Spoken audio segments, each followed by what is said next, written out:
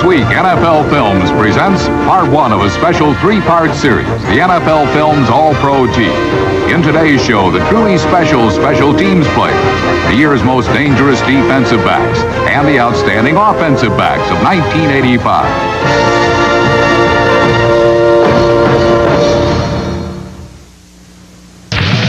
Hi, I'm Harry Callis. Along with Steve Sable, welcome to the first of a three-part presentation of the 1985 NFL Films All-Pro Team. Picking an All-Pro team has become a difficult and time-consuming task. No other league has as many teams as the NFL, and Steve, no other American sport has more players on the field at one time. Harry, of all the positions in pro football, I think the most difficult to play is defensive back. You know, Herb Adderley, the old Green Bay Packer Hall of Fame cornerback, once said, defensive back is not a position, it's a predicament. You know, it's become even more demanding with today's high-powered passing game. That's right, Harry. Defensive backs not only have to cover receivers, but they have to come up to stop the run, and they occasionally have to blitz the passer. Along with quarterbacks, defensive backs have become the premium players on the field. And here are the ones we picked as the best of 1985. In 1985, the NFL Films All-Pro defensive backfield features new names and fresh faces. But these four performers share one thing in common. This season, they all mastered the special skills of mark excellence. Eagles free safety Wes Hopkins, number 48, was the league's most versatile and most dominant defensive back. Wes, number one, is the best free safety that I've seen. I haven't seen anyone do the things that he does, and I use him in so many different ways. I use him to safety blitz. I use him in a zone situation where I send him and it's still zone, and not many people know that it's still zone and it's not a safety blitz. I use him in the nickel, and I move him around against different people, so he has to learn how to cover differently each week, and he adapts to all those things and is a great football player. I've coached a lot of All-Pros, and I don't know of one. I've never seen one that this guy isn't. He is an All-Pro. I've always played this way, and it seems like good things are happening. I'm getting the interceptions now and getting fumble recoveries when we need them in critical situations. No defensive back this season made the overall impact that Hopkins did. He was much more than simply an outstanding pass defender. Unlike any other free safety in the league, Hopkins was a disruptive force in all areas, dominating offenses as a pass rusher and as a run stuffer.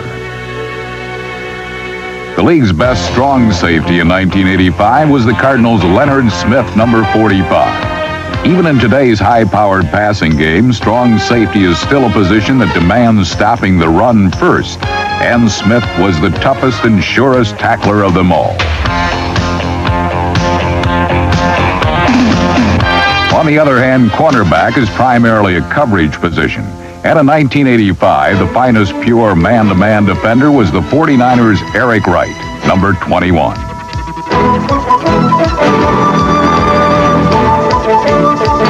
Wright was unique among the league's cornerbacks. Not only did he prevent big plays, but he went one step further.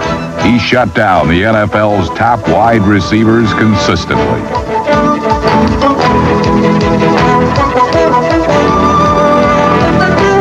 The other cornerback is the Rams' Leroy Irvin, number 47, a man whose feeling of confidence, even arrogance, is tempered by the reality that he may well be beaten on any given play.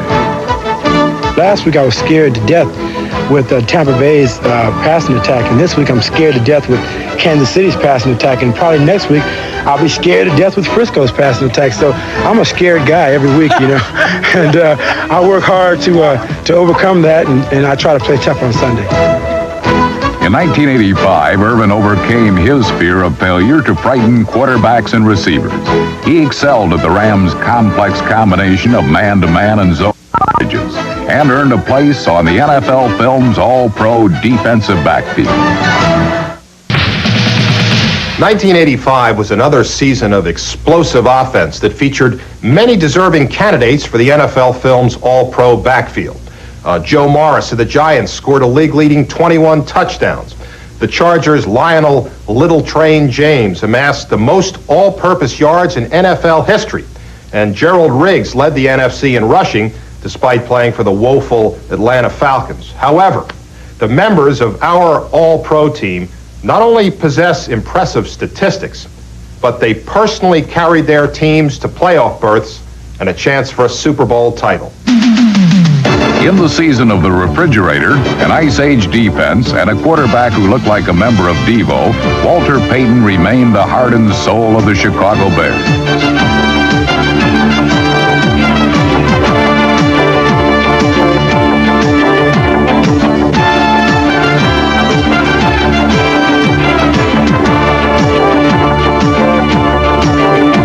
Number 34 totaled over 2,000 yards rushing and receiving and made the critical plays that paved the way for an NFC Central Championship.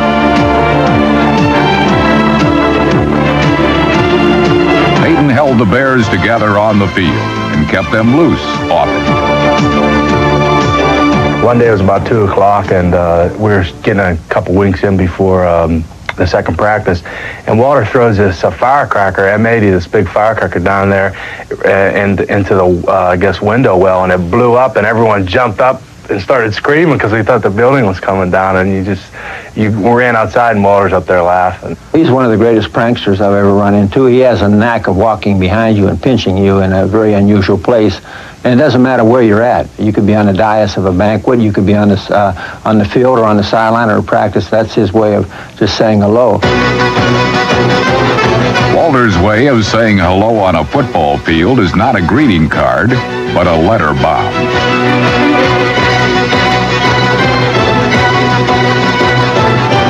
In his 11th season, he remained the most enduring and bitterly competitive running back of all time.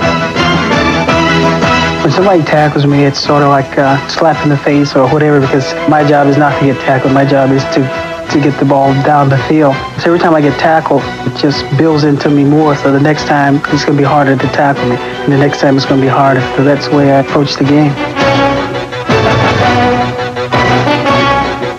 Walter Payton is better the last play of the game than he is the first play of the game. He gets progressively tougher and progressively more determined as the game progresses. And so often people let down just a little bit in the second half playing running backs, and that's, of course, when he begins to dominate. His ability to dominate the fourth quarter allowed Payton to become the first player in NFL history to rush for over 100 yards in 9 straight games. It is this unconquerable spirit that is the trademark of Walter Payton, an attribute that is also shared by the NFL Films all-purpose back. I think Roger Craig is probably the most underrated running back in the league, as far as I'm concerned. He does so many things very well for the 49ers. If you look at their offense, they talk about Joe Montana, they talk about Russ Francis, they talk about Dwight Clark, but Roger Craig, I think, is the key.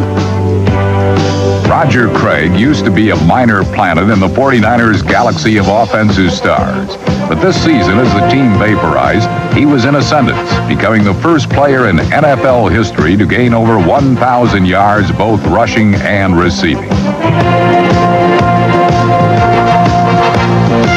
And he accomplished all this with a distinctive high knee action running style that seemed a throwback to another era. It's just a characteristic of Roger's running. It's not necessarily related to some kind of practices or work that he's done on the side or in the off-season. He's a slashing type runner. So if we can develop plays in which the defenders are moving laterally, Roger starts laterally, then breaks back through that pursuit. We are taking full advantage of his ability.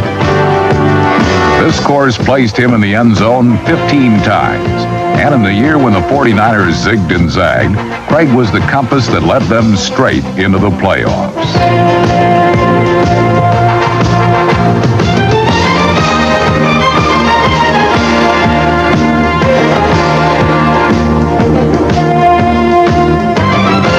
In a normal year, Roger Craig would have been the most valuable player in the league and never looked back. But 1985 was not a normal year for the Raiders' Marcus Allen. His seasons used to read like summer novels. They were filled with exciting chapters and happy endings, but were somehow unfulfilling. To his many critics, he was a bestseller, but not a great author. I don't know what I'm doing. If a guy runs up, I try to avoid him. If I have no place to go, I try to run through him. But most of the time, I prefer to avoid getting hit. In In 1985, the holes in Allen's reputation were sewn closed. He still displayed the imaginative style that had more loops in it than the roller coaster at Seven Flags Over Texas. But more often, he took on tacklers like a bumper car.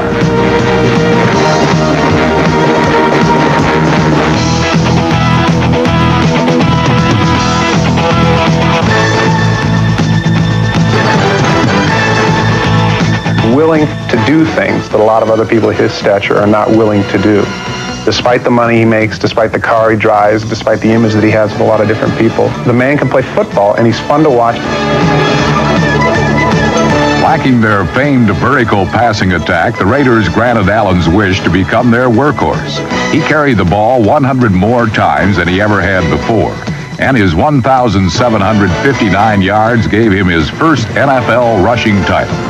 On a team used to spreading the wealth, Marcus Allen became the key to the vault for the Los Angeles Raiders. How important is Marcus Allen to this team? How important is our treasury to this country?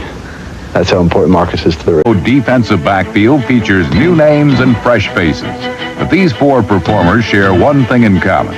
This season, they all mastered the special skills that mark excellence. Eagles free safety Wes Hopkins, number 48, was the league's most versatile and most dominant defensive back. Wes, number one, is the best free safety that I've seen. I haven't seen anyone do the things that he does, and I use him in so many different ways. In today's show, the truly special teams players, the year's most dangerous defensive backs, and the outstanding offensive backs of 1985.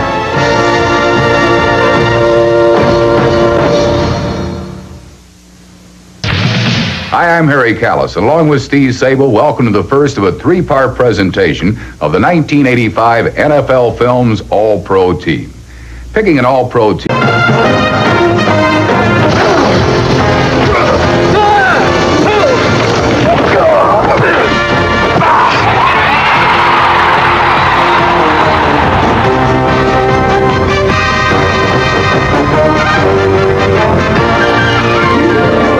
This week, NFL Films presents part one of a special three-part series, the NFL Films All-Pro Team. Team has become a difficult and time-consuming task. No other league has as many teams as the NFL, and Steve, no other American sport has more players on the field at one time. Harry, of all the positions in pro football, I think the most difficult to play is defensive back. You know, Herb Adderley, the old Green Bay Packer Hall of Fame cornerback, once said, defensive back is not a position, it's a predicament. You know, it's become even more demanding with today's high-powered passing game. That's right, Harry. Defensive backs not only have to cover receivers, but they have to come up to stop the run, and they occasionally have to blitz the passer. Along with quarterbacks, defensive backs have become the premium players on the field. And here are the ones we picked as the best of 1985. In 1985, the NFL Films All-Pro